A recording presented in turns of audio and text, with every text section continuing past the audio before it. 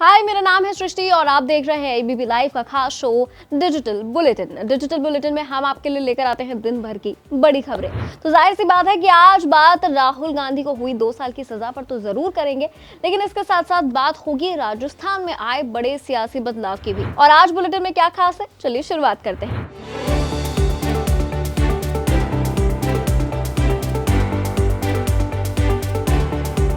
शुरुआत आज बुलेटिन की होगी सबसे बड़ी खबर के साथ। जैसे मैंने कहा, आज राहुल गांधी जैसे बड़े नेता को कोर्ट में पेश होना पड़ा और फिर एक बयान को लेकर कोर्ट ने उन्हें दोषी बताकर 2 साल की सजा सुना दी। मोदी सरनेम को लेकर उनके एक बयान के मामले में सूरत कोर्ट ने उन्हें दोषी माना है और उन्हें 2 साल की सजा सुना दी गई है। इस मामले में राहुल गांधी की सदस्यता भी जा सकती है। 2019 के लोकसभा चुनाव से पहले कर्नाटक के कोलार में एक रैली के दौरान राहुल ने अपने भाषण में कहा था कि चोरों का सरनेम मोदी है, सभी चोरों का सरनेम मोदी ही क्यों होता है, चाहे वो ललित मोदी हो या नीरव मोदी हो या चाहे वो नरेंद्र मोदी हो। सबसे पहले राहुल गांधी का ये पूरा बयान सुनिए, फिर देखिए किस गौरव की एक खास रिपोर्ट। भाई और बहनों, आपने नीरव मोदी का नाम सुना है? सुना है? ललित मोदी का नाम सुना है? नीरव मोदी को नरेंद्र मोदी भाई कहते हैं। आपने टीवी में देखा होगा, मेहुल भाई, नीरव भाई। अच्छा, मुझे एक बात समझाओ, इन सब चोरों के नाम मोदी क्यों है?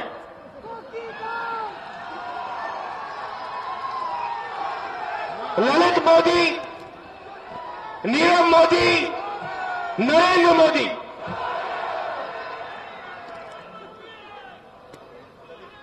ललित मोदी, नीरव मोदी, नरेंद्र मोदी। तो बस राहुल गांधी के इस बयान पर विवाद हो गया। इसको लेकर सूरत पश्चिम के एक विधायक पूर्णेश मोदी ने केस किया और मामले में राहुल गांधी की 3 बार पेशी हुई। आखिरी बार पिछले साल अक्टूबर में राहुल गांधी कोर्ट पहुंचे थे तो उन्होंने खुद को निर्दोष बताया था और कहा था कि वो आखिरी सांस तक इस लड़ाई को लड़ेंगे। राहुल गांधी के वकील की दलील थी कि उन्होंने मोदी सरनेम के लोगों पर नहीं बल्कि पीएम मोदी पर निशाना साधा था। राहुल जी को आईपीसी के कलम 490 ने और 500 के नीचे सजा सुनाई गई है, उसको कन्विक्शन कर दिया है और 2 साल की सजा फरमाई गई है। 2 साल की सजा कर दी गई है और उसको जो 2 साल की सजा है कोर्ट ने सस्पेंड कर दिया है। 30 दिन के लिए सस्पेंड कर दिया है और जामीन दे दिया है।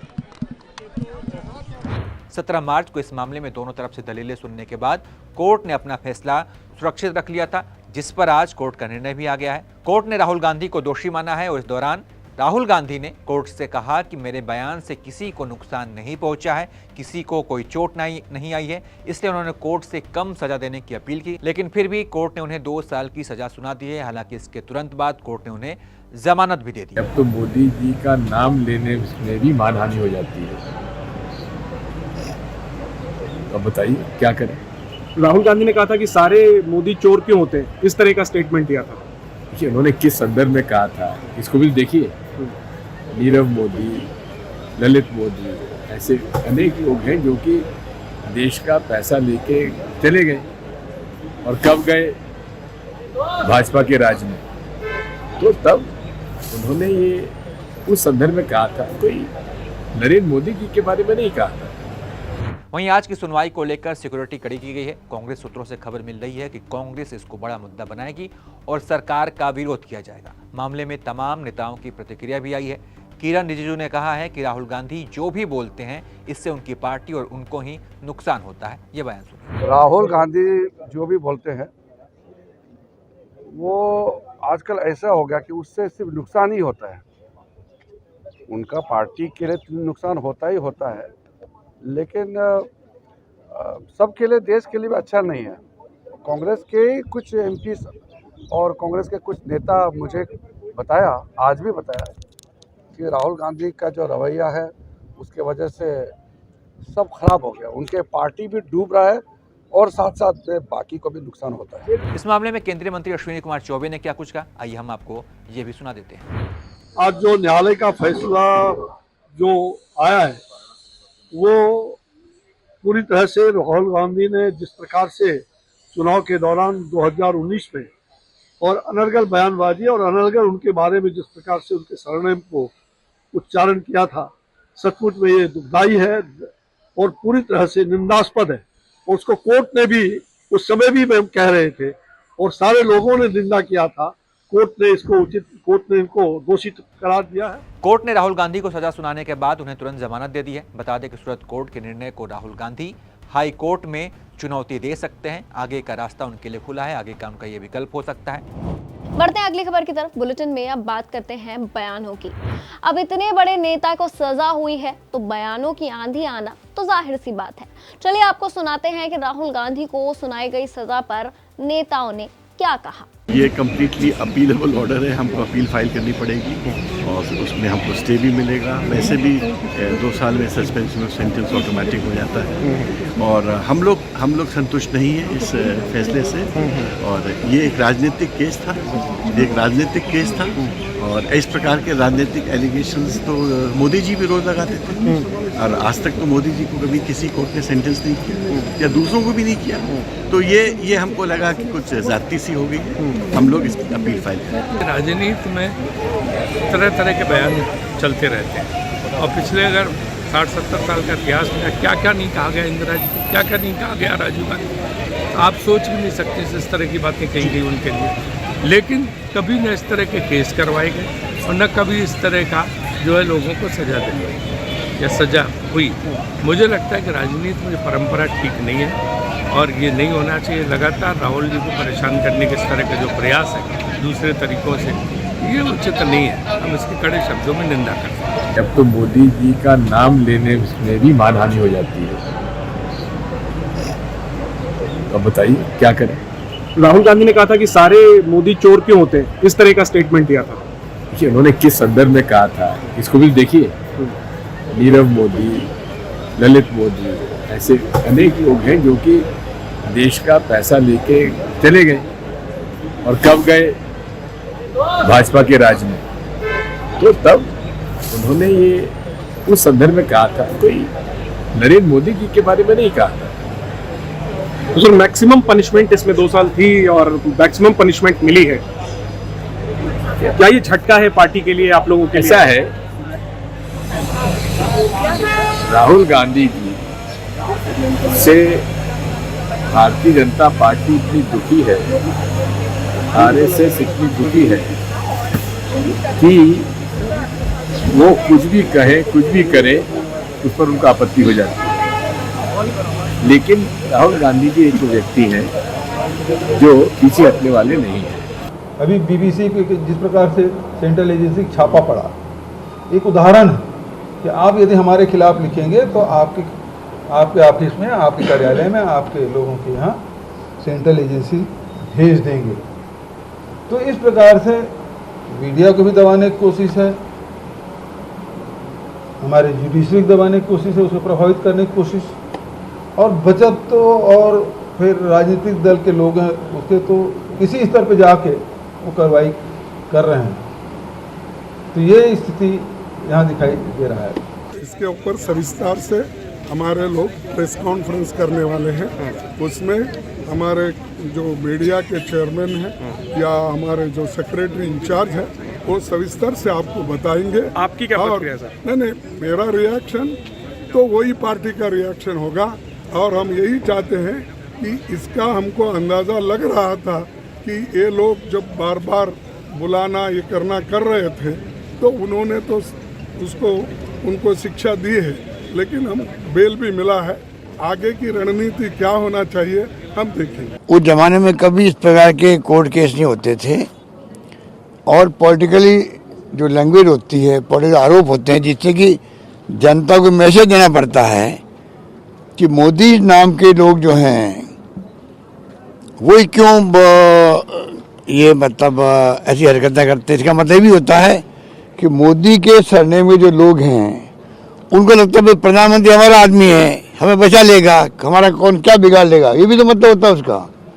इसमें मोदी जी के बारे में क्या उसका समझ हो सकता है, मुझे पता नहीं। राहुल गांधी जी ने जब कहा तो पॉलिटिकल आरोप था या एक प्रकार से पॉलिटिकल कमेंट था, उसको लेके इस प्रकार से कोर्ट में भेजा गया। पर ये तो जुडिशरी अभी तो फैसला हुआ है, मुझे पूरा विश्वास है, जुडिशरी पे हमें विश्वास है कि फैसला आने वाले वक्त में सही फैसला होगा और इसमें कोई जो इन्होंने कोशिश की है जिस प्रकार से मैसेज देने की, उसमें ये कामयाब नहीं हो गए। ये तो घिनौने साजिश है, राहुल गांधी की छवि को धूमिल करने के लिए घिनौने साजिश है। लेकिन एक बात कहना चाहते हैं, राहुल गांधी जी डरपुक नहीं और डरने वाला नहीं और डरेंगे नहीं। और सर हिंदुस्तान में कोई कांग्रेस नहीं डरेंगे और मोदी और बीजेपी पार्टी डरे हुए हैं, इसलिए राहुल गांधी जी के बार बार उन पे हमला कर रहे हैं, बेबुनियाद तत्व पे, आधारहीन तत्व पे, निहायती झूठ इल्जाम पे। राहुल गांधी जो भी बोलते हैं वो आजकल ऐसा हो गया कि उससे सिर्फ नुकसान ही होता है। उनका पार्टी के लिए नुकसान होता ही होता है, लेकिन सबके लिए, देश के लिए भी अच्छा नहीं है। कांग्रेस के कुछ एमपी और कांग्रेस के कुछ नेता मुझे बताया, आज भी बताया, कि राहुल गांधी का जो रवैया है उसके वजह से सब खराब हो गया, उनके पार्टी भी डूब रहा है और साथ साथ में बाकी को भी नुकसान होता है। आज जो न्यायालय का फैसला जो आया है वो पूरी तरह से राहुल गांधी ने जिस प्रकार से चुनाव के दौरान 2019 में और अनर्गल बयानबाजी और अनर्गल उनके बारे में जिस प्रकार से उनके सरनेम को उच्चारण किया था, सचमुच में ये दुखदाई है और पूरी तरह से निंदास्पद है। और उसको कोर्ट ने भी उस समय भी हम कह रहे थे और सारे लोगों ने निंदा किया था, कोर्ट ने इनको दोषी करार दिया है। मुझे लगता है कि अब राहुल गांधी कोर्ट के कटघरे में हैं और यहाँ लोकतंत्र के कटघरे में भी राहुल गांधी मौजूद हैं, लेकिन आज तक वो ना यहाँ इस मंदिर में आने का उनको हिम्मत नहीं जुट रहा है आकर के माफी मांगे जनता से। और जब तक राहुल गांधी माफी नहीं मांगेंगे तो निश्चित रूप से देश निकाला भी और जनता की नजरों में वो देश निकाला समझे जाए। कम से कम कांग्रेसियों को अब शर्म आना चाहिए कि अभी तक जो हम लोग कहते थे कि माफ़ी मांगो, तो कहते थे कि राजनीति से प्रेरित है। अब तो देश की और प्रदेश की न्यायपालिका ने भी उनको दोषी ठहरा दिया है। अब निश्चित रूप से राहुल गांधी को और कांग्रेसियों को देश के साथ साथ माननीय प्रधानमंत्री से माफ़ी मांगनी चाहिए। देखिए, राहुल गांधी का बुद्धि भ्रष्ट हो गया है। बहुत दिन से वो इस प्रकार बातें कर रहे हैं। एक हमारे माननीय राष्ट्रीय अध्यक्ष जी ने एक बात बोला कि जो देशद्रोही है, देश विरोधी शक्तियाँ हैं, वो राहुल जी को टूल किट्स बना लिए हैं। कम से कम इतना साल हो गया, बुद्धि तो होना चाहिए किसके बारे में क्या बोल रहे हैं। अनफ शनफ बोलते रहते हैं, पार्लियामेंट में प्रिविलेज का भी कंप्लेन आता है, उसका भी सुनवाई हो रही है। और इस प्रकार बार बार जो बात करते हैं उस देश की संविधान की मर्यादा नहीं होती है, इससे उनको सावधान होना चाहिए। उनके जो सलाहकार हैं उनको भी थोड़ा सोच समझ करके उनको सलाह देना चाहिए। बात बयानों की हो रही है तो एक नजर उत्तर प्रदेश की राजनीति पर भी डाल लेते हैं। दरअसल आज उत्तर प्रदेश के डिप्टी सीएम ने अखिलेश यादव के ऊपर एक गंभीर आरोप लगाया है। उत्तर प्रदेश के उप मुख्यमंत्री केशव प्रसाद मौर्य ने गुरुवार को आरोप लगाया कि समाजवादी पार्टी अध्यक्ष अखिलेश यादव के मन में उनके प्रति जहर भरा हुआ है और वो उनकी हत्या भी कर सकते हैं। जरा देखिए रिपोर्ट। मौर्य ने अपने आवास पर संवाददाताओं से बातचीत में एक सवाल पर कहा, मैं ये मानता हूं कि उनके मन के अंदर मेरे प्रति बहुत जहर भरा हुआ है। मैं कभी भी अखिलेश यादव जी को, श्री अखिलेश यादव पूर्व मुख्यमंत्री, नेता प्रतिपक्ष के अलावा उनके प्रति कोई और शब्द का प्रयोग नहीं करता। लेकिन उनकी जो भावना है, पता नहीं किनसे मिली भगत करके उनका बस चले तो मेरी हत्या करवा दे। उनसे पूछा गया था कि अखिलेश यादव कहते हैं कि केशव प्रसाद मौर्य तो शूद्र हैं और वो उनके बारे में कुछ भी नहीं कहना चाहते। मौर्य ने अखिलेश यादव को उनकी पार्टी पर ध्यान देने की सलाह देते हुए कहा, समाजवादी पार्टी का 2024 के लोकसभा चुनाव में सफाया तो होगा ही, लेकिन पार्टी के काम में ध्यान दे और इस प्रकार की बयानबाजी कर उन्हें अब कुछ भी हासिल नहीं होने वाला। उनके नेतृत्व में 2022 के विधानसभा चुनाव में सपा ने 100 से अधिक सीटें जीती थी, जो उनका सर्वश्रेष्ठ प्रदर्शन था। लेकिन अब उनके पतन का समय आ गया है। जनता वोट की चोट से साइकिल पंचर कर देगी। इस सवाल पर कि अखिलेश यादव का दावा है कि सत्तारूढ़ भारतीय जनता पार्टी उन्हें जेल भेजना चाहती है, उप मुख्यमंत्री ने कहा, जो लोग भी गलत करते हैं उन्हें जेल जाना पड़ता है। उनके बारे में अभी तक तो ऐसा कुछ मेरी जानकारी में नहीं है। वो ऐसा बयान देकर सहानुभूति बटोरने के बजाय अपनी पार्टी पर ध्यान दे। अखिलेश यादव और केशव प्रसाद मौर्य के बीच बयानबाजी किसी से छिपी नहीं है। दोनों के बीच एक दूसरे पर तीखे हमले लगातार होते रहते हैं। बीते साल विधानसभा में भी दोनों नेताओं के बीच जुबानी जंग देखने को मिली थी और अब आम चुनाव से पहले एक बार फिर नेताओं में तीखी नोकझोंक जारी है। अब बात जरा राजस्थान में हुए बड़े सियासी बदलाव की कर लेते हैं। चित्तौड़गढ़ से लगातार 2 बार के सांसद चंद्र प्रकाश जोशी को बीजेपी का नया प्रदेश अध्यक्ष बना दिया गया है।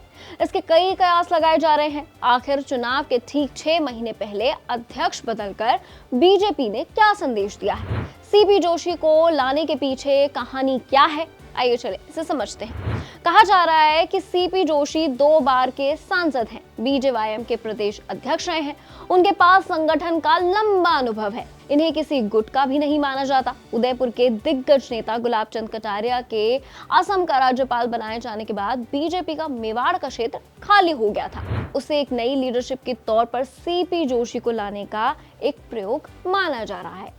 सीपी जोशी को केंद्र का खास भी माना जाता है। पिछले दिनों बीजेपी में गुटबाजी की खबरें सामने आई थी। इसे लेकर कई बार केंद्र तक मामला पहुंचा, इसीलिए बीजेपी एक नए चेहरे की तलाश में थी। सीपी जोशी को बीजेपी ने प्रदेश में मजबूत पकड़ बनाने के लिए आगे किया है। एक्सपर्ट्स का तो ये भी मानना है कि सीपी जोशी को अध्यक्ष बनाकर एक नई लीडरशिप के लिए बीजेपी ने फैसला लिया है, क्योंकि सतीश पूनिया का कार्यकाल 3 साल का पूरा हो चुका था। सीपी जोशी 2 बार लोकसभा चुनाव लड़े, दोनों बार उनकी जीत हुई और जीत का मार्जिन भी बढ़ता गया। 2014 के चुनाव में 3,16,857 वोटों से जीतकर चित्तौड़गढ़ में एक रिकॉर्ड बनाया था।